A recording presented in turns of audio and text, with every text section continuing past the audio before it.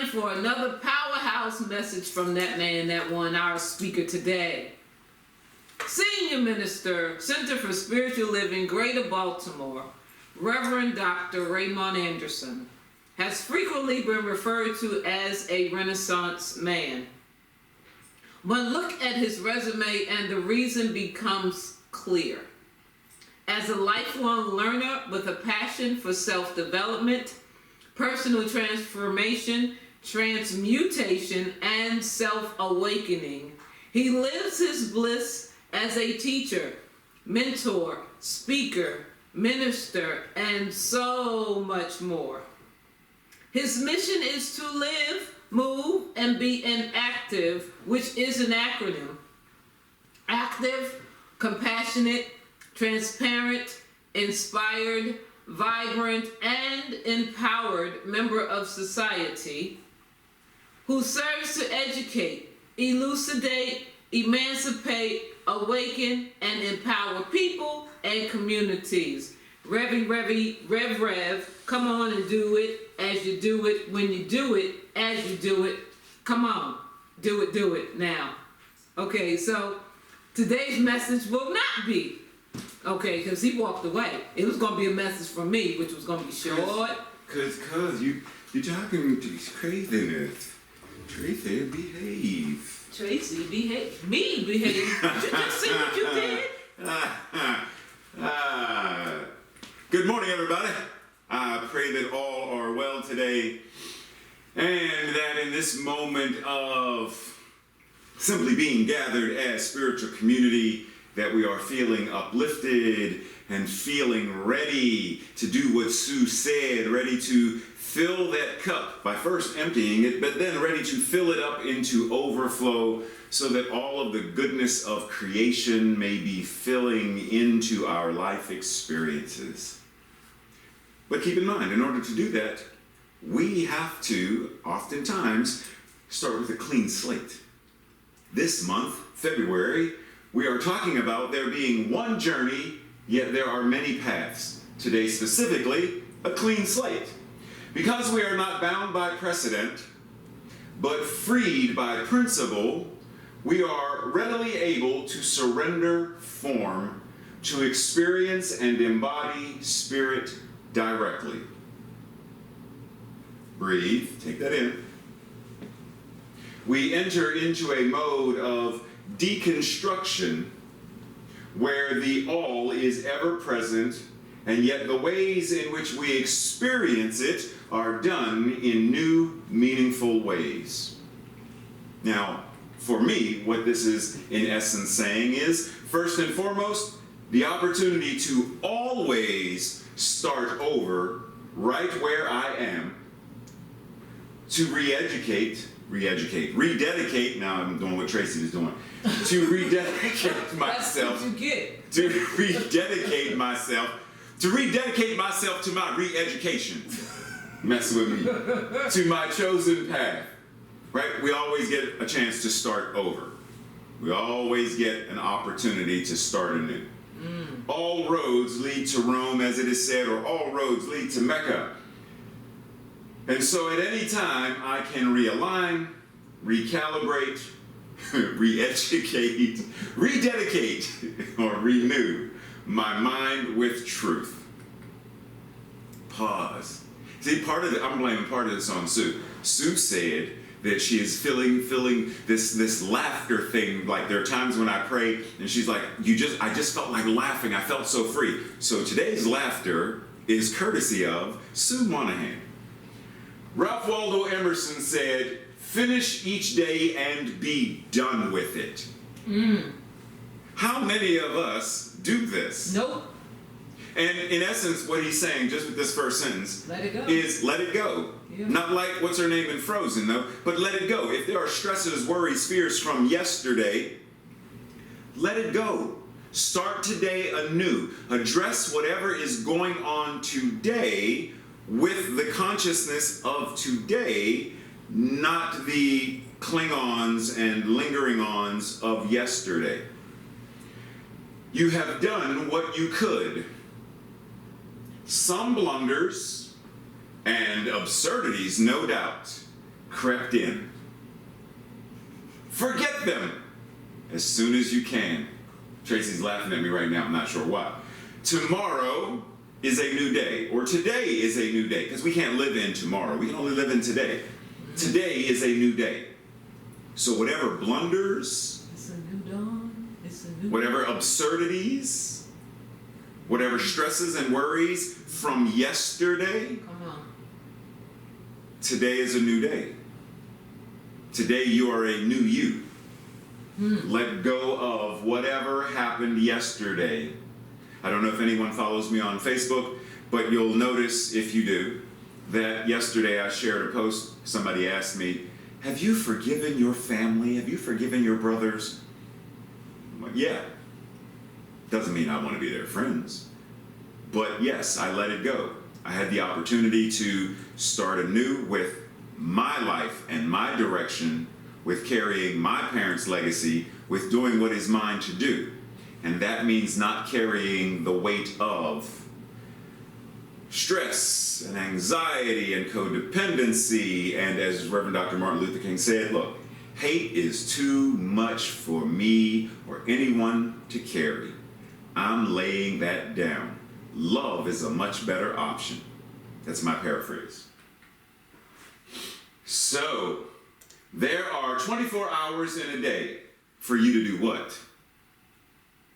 Like everybody gets the same 24 hours. What are you doing with yours? Level 1, some of you are going to say spiritual practices. Rainika was on a call last Wednesday and I asked the question, name some spiritual practices. And she must have had this stuff saved up because she put in the chat box 4,612 different spiritual practices. She's probably laughing right now. But spiritual practices, meditation, silence, gratitude, etc. In your 24 hours in a day, what do you do with it? Now we're going to revisit this in a moment, but just marinate on this as we continue. Ernest Holmes said in the Living the Science of Mind, when in thought, in contemplation, in imagination, in inward feeling, we consciously return to the source of our being, the divine pattern, which already exists, springs forth into newness of manifestation. When we consciously return to the source of our being, when we return to the source of our being, when we acknowledge and recognize, then the divine pattern, that which we are, the basis, the essence, the trueness, the isness and allness of what we are, which already exists, it then springs forth. When we consciously return to, when we are in alignment with, then it springs forth. It overflows, as Sue mentioned. The cup overfloweth.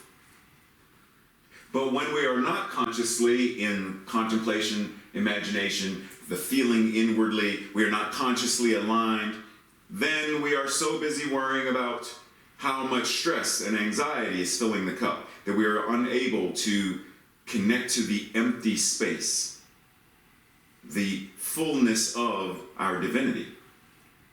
So, today, in this moment, we choose to consciously align, and we breathe.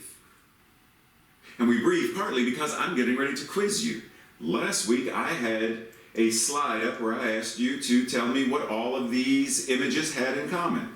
I'm doing the same thing. What do all of these images, there is a common denominator. No, film and television is not the common denominator. I'm telling you that now. So feel free to type into the chat. What do you think Reverend Ray has in his mind as the common denominator? In 5, 4,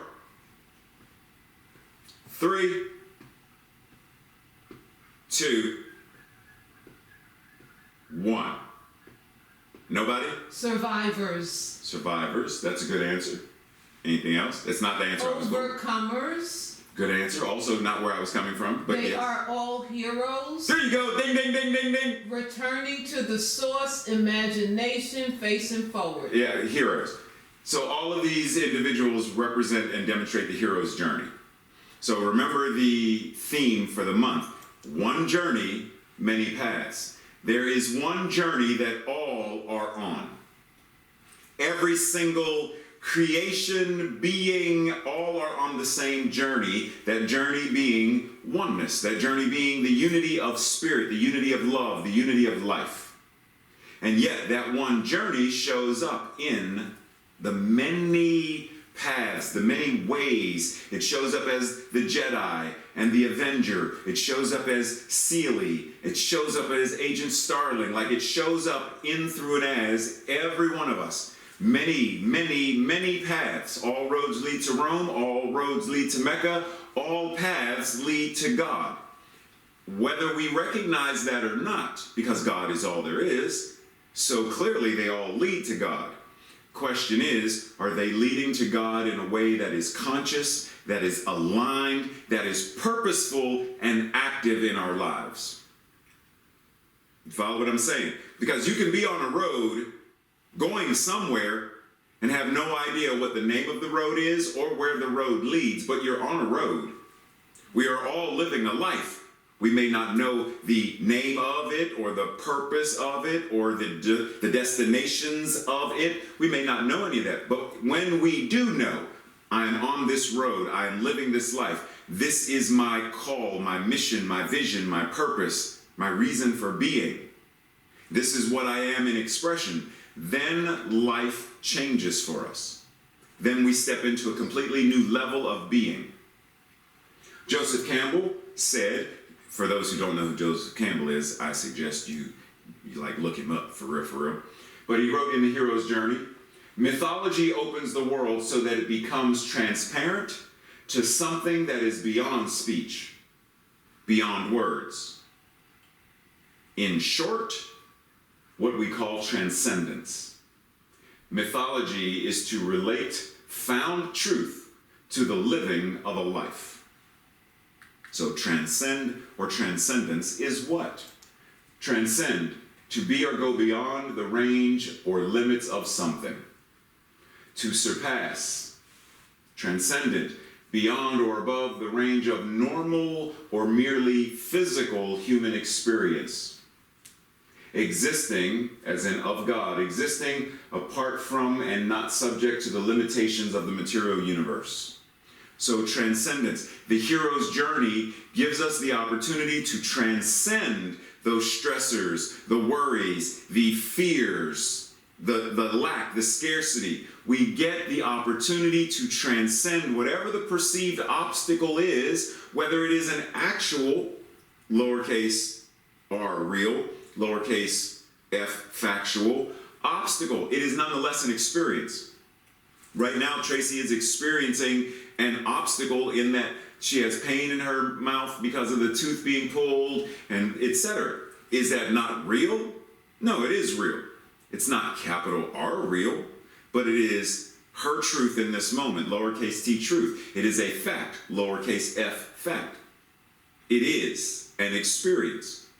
And she has an opportunity to do a variety of spiritual practices to transcend it if it was, oh my God, it hurts so much. I ain't silly. Is it not flopping?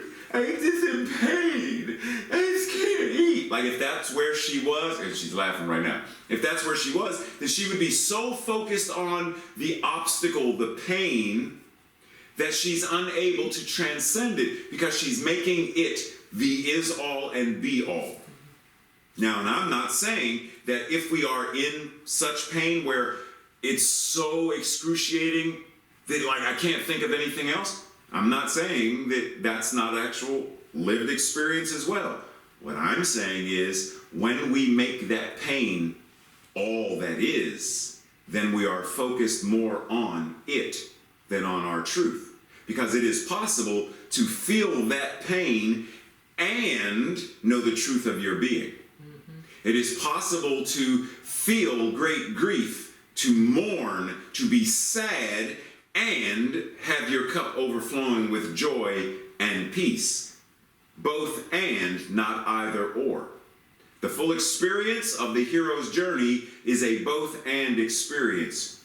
You go and you fight and face the Sith while transcending. You face Voldemort while transcending. You face Mr. while transcending. You face Hannibal Lecter while transcending. Not either or. The hero's journey, their path is your path. It's one and the same. If you look at what they go through, we are finding, like Joseph Campbell said, mythology gives us the opportunity to see truth in ways that simple speech and words do not convey. We see the journey laid out in front of us through these characters, if we're willing to. Joseph Campbell then says, the Christ idea and the Buddha idea are perfectly equivalent mythological symbols. Two ways of saying the same thing. That a transcendent energy consciousness informs the whole world and informs you. In other words, that which is the Christ, that which is the Buddha, is that which is you, is that which is me. That's why I tell people, Jesus was not the, as in one and only Christ. Jesus was a Christ. And so are each of us. Siddhartha was a Buddha. So are each one of us. People say, he's the Buddha, he's the Christ. They demonstrated to us, because they even said in their own writings and teachings, look, I did this and so can you. I'm awake and so can you be. Matter of fact, not just be, but you already are. You have to choose to live from that space. So now we're back to 24 hours in a day. Level 1 was spiritual practices. When we transcend and recognize there is a different level, then spiritual practice becomes spiritual living. Luke Skywalker practiced being a Jedi, practiced with Yoda, until such time as he then stepped into the way of living the path of the Jedi. So there is a practice till it becomes a way of life. And then you live that life until it becomes a way of being. Therein lies this whole idea of moving through and moving as and moving with, allowing that which it is to be what you are. So here we are again. Now I want to know what these all have in common. Each image, each individual, each person, each concept. What's the common denominator? I'm going to let you know it starts with a K. In 5, 4, 3, 2, 1. Dun, dun. Kindness was the first answer. Okay, good answer. Come on. So I'm going to go ahead because my clock is ticking. Give him the second letter. KU. Oh, well, creativity was the next. I think they were typing as you said. That's fine. Okay. Okay, so knowledge. So the answer is actually Kung Fu. You may not recognize. You're like, Cicely Tyson did Kung Fu. Alicia Keys did Kung Fu. Well, for those who may not know, Kung Fu Definition. does not mean what we think it to mean. Kung Fu is not just, Kwai Chang Caine, Bruce Lee, Shaolin monks. Kung Fu is actually a term in Chinese which means diligent, hard, consistent work. It means you are disciplined and focusing on your craft, on your way of being. Mastery. Itzhak Perlman, Cicely Tyson, like they are masters of their craft. The Iron Chef, I can't think of her name right now. Masters of their, Tracy's trying to think of her name. I'm thinking it's first name Ann, right? Yes, and but I can't pronounce her last name. Anyhow, I can't pronounce her last name. Masters Kung Fu. So our invitation is, where are we applying this? Where are we stepping into mastery? Where are we practicing to then live, to then be what that is? Ernest Holmes says in Questions and Answers on Science of Mind, the silence means this: a contemplation in the quiet of the mind where the objective tumult is temporarily stilled, and we rise in our consciousness to the place of pure causation, which is spirit. How often do we go into the quiet?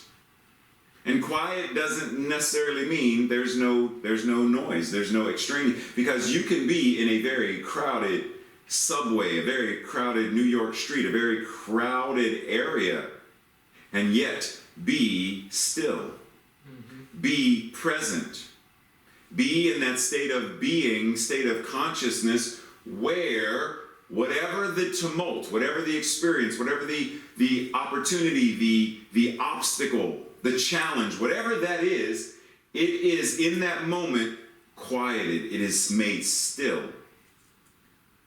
It is simply putting it aside for a moment to connect yourself, to connect ourselves with the truth of our being. Because it is in that space that we are aligned and recognize that from that place we are then able to create change. We connect with pure causation, which is spirit. And we breathe because we are also reminded in a hero's journey called The Matrix, Mr. Anderson, where he is told by the little bald child in the oracle's office, do not try to bend the spoon. That is impossible. Instead, only try to realize the truth. There is no spoon. Then you will see that it is not the spoon that bends. It is only yourself. Okay? Do not try to bend your finances. That is impossible. Instead, only try to realize the truth. There is no finances as in separate from God. Then you'll see that it is not the finances that bend and change. It is only yourself and your concept of them that changes. When we change how we use our mind and how we fuel it with the energy of our emotions, then our situations, the spoon changes, because it is not the spoon that changes, but it's we who change. And when we change, the spoon changes. Right? Why do we say that it's how we respond? When we change the way we respond to things, then the things we respond to change. So once again, our invitation is to find that space within our practices and our way of living and our way of being in the world so that we are moving in alignment. Holmes then says, treatment opens up avenues of thought, expands consciousness, and lets capital R reality through. It clarifies the mentality, removes the obstructions of thought, and lets in the light. So here we are, one path, or one journey, many paths, as Tracy says oftentimes during our honoring of the world's religions, one tree, many branches, one mountain, many paths. But do we recognize that when we reach the summit of one mountain, there is a whole mountain range of other mountains? Life does not end. So let's go for a second and say that this person standing at the top of this mountain then has ended that journey on that mountain. They have made their transition, in other words, to another mountain, to another path on the singular journey. Whatever the path is, the path could be a job, the path could be a relationship, the path could be any number of things, where you live, where you want to live. It's all of these things, recognizing that this one thing is not the end all and be all. But when we look at our job as the singular source of our income, when we look at this relationship as, but you complete me, when we look at whatever that is, we are denying our infinite oneness to everything. So our invitation is to engage in this Japanese practice of kaizen. Kaizen simply means continuous improvement. I am forever filling and emptying and filling and emptying my cup. I am remaining open at the top while also being open at the bottom. I am taking nutrition and sustenance from all possible places that Spirit is providing in me, through me, and as me, to such a degree that I recognize God in me, as me, is me, and we. You got that? Because we often talk about, God, I, me. But God in me, God as me, God is me. God in we, God as we, God is we. There is no single, there's only that which is God. There is no single life, single experience, single whatever, where we do this whole rugged individualism thing. We are a collective body. We are a collective creation in the body of, in the universe, in the mind of God, in the life of God, living itself as us.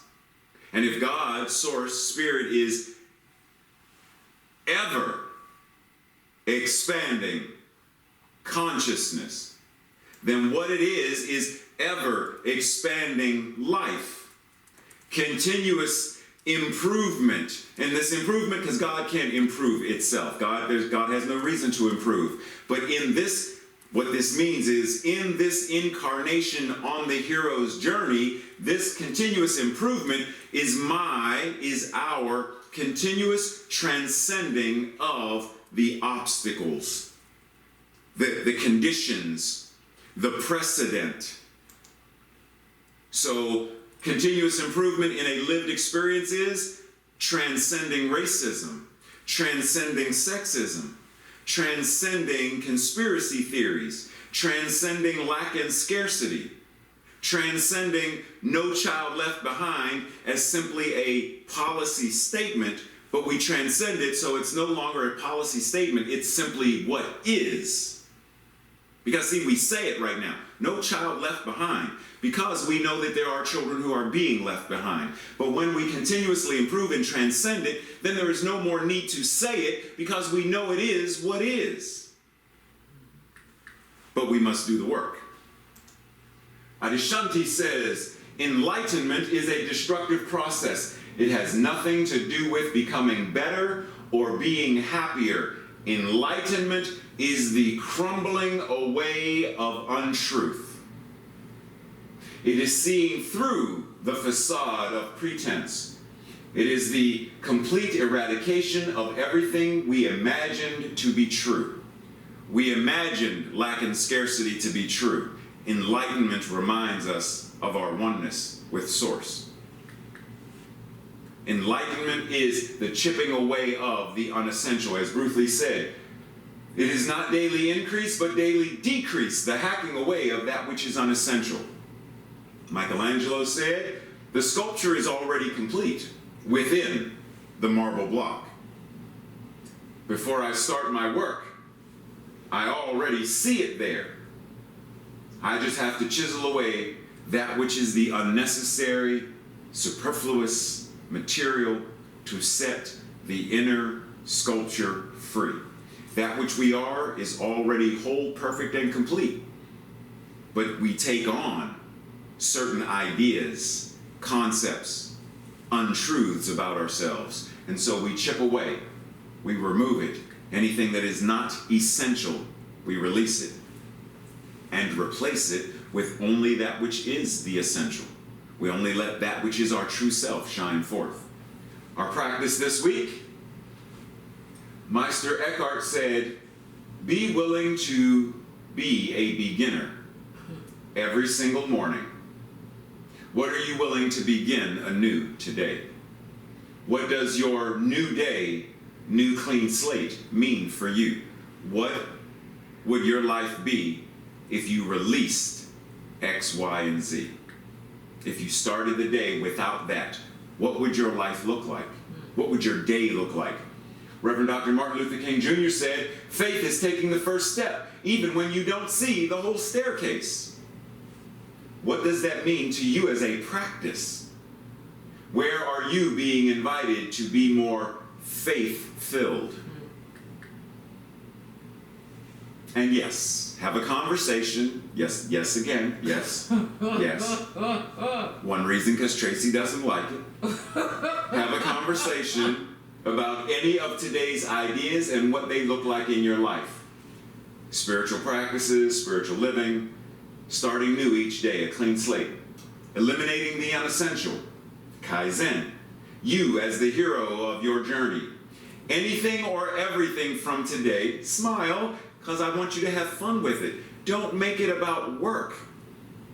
Make it about the passion of being free and the fun that comes with such freedom. Today's affirmation and declaration is, I will say it first, and then together with me. I live from the certainty of a clean slate, which every moment holds. I live from the certainty. Typo. From the certainty of a clean slate, which every moment holds. Yeah. Tracy gave me this look and I was like, what? Because what you said and what I read. Yeah, exactly. But that's all good, because we're going to start over with a clean slate. But that's on me, because I it's all good, Tracy. Right. Look, hush up now, Sophia home. So let us anchoring in this moment. Simply knowing the power and the passion, the bliss and the perfection that comes with knowing and living what is known. So in this moment, as these words are spoken, I recognize that the truth that I'm speaking about myself is the same truth for this entire community, is the same truth for everyone in the world, ultimately because that which God is all there is. And so I simply anchor and allow this to overflow, to allow this vibration of oneness and unity and love and joy and divine confrontation to be what it is as we move and transcend, as we shift, as we recognize that the spoon does not exist, and that as we change ourselves, then the spoon must change. A world that works for all, because our lives work for us. Knowing this to be so, and knowing that the law is already operating accordingly, I surrendered and allow it to be what it is as answered prayer. And together, we as a beloved community say, and so it is. And so it is. Blessings, everybody. Love you all. See you soon. Happy Black History Month. Recognizing that Black history is every month because Black history is American history, and it's every day. Love you.